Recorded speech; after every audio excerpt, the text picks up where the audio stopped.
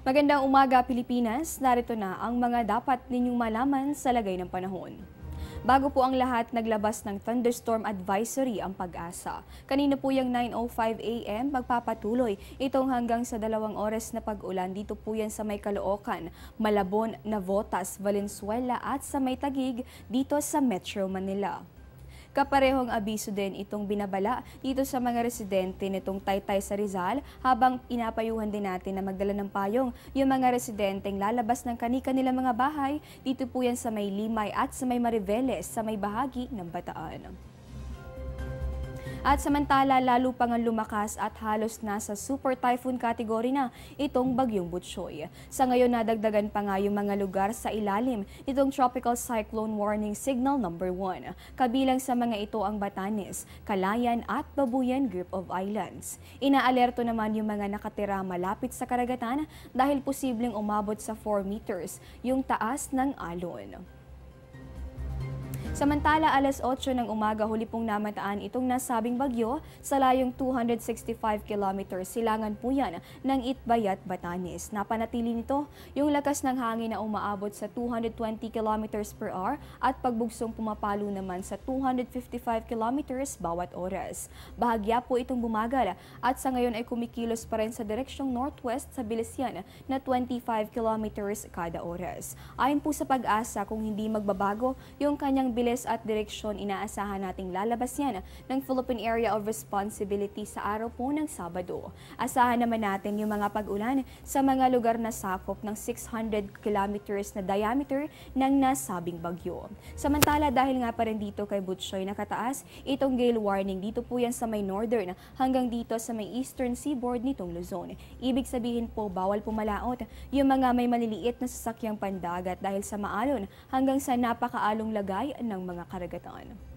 Sa mga susunod na oras naman, inaasahan natin yung maulang panahon na may kasamang mga bugso ng hangin. Dito po yan sa may Batanes, Calayan at sa may Babuyan Group of Islands. Inaasahan din natin yung maulap na kalangitan, may kasamang may hina hanggang sa katamtamang pag-ulan dito sa atin sa Metro Manila. Gayon din dito sa may Cagayan Valley, pati na rin sa may Cordillera, kasama rin itong Ilocos Region, Central Luzon, Calabarzon hanggang dito sa may Mimaropa, pati na rin sa may Bicol Region. Ayon pa sa Pag-asa, same weather condition yung dapat paghandaan nitong buong Visayas. Ganyan din dito sa may bahagi nitong Zamboanga Peninsula, pati na rin dito sa may Northern Mindanao, hanggang dito po yan sa may Caraga. Sa natitirang bahagi naman nitong ating bansa, inaasahan natin yung generally fair weather condition. Ibig sabihin po niyan, bahagya hanggang sa maulap na kalangitan yung iiral. Pero posible pa rin yung mga pulo-pulong pag-ulan o pagkidlat at pagkulog. So kung mapapansin nga natin, maulang panahon itong mararanasan dito sa malaking bahagi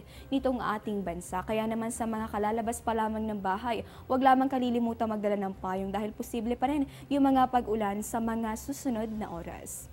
Diyan lamang po kayo, magbabalik pa po kami matapos ang isang paalala. Tatanungin ko ang lahat ng nararapat itanong. Tatanungin ko sina Manong at Manang, mga kaibigan at katrabaho, Si Obama at ang barangay tanod.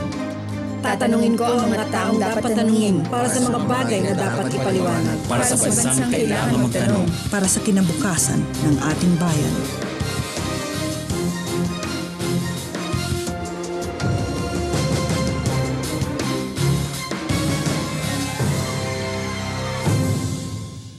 Sa punto pong ito, alamin naman natin yung nilalaman ng 3-day weather forecast ng Pag-asa.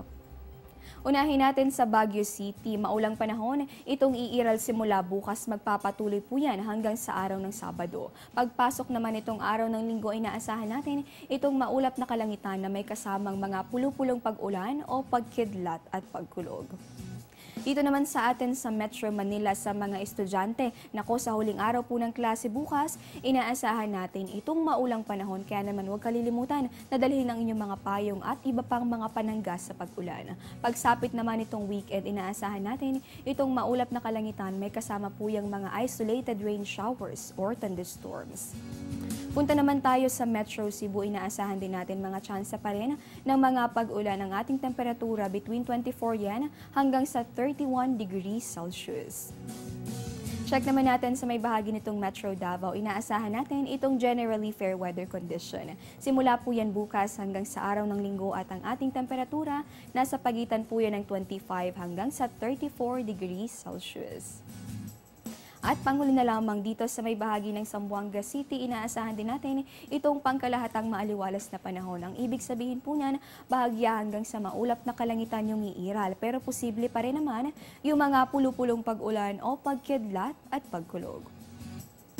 At yan po muna ang latest mula rito sa Pag-asa DOST. Ito po ang Panahon TV kung saan walang pinipiling panahon ang pagbibigay impormasyon. Ako po si Desiree Zonio. Magandang umaga po sa inyong lahat.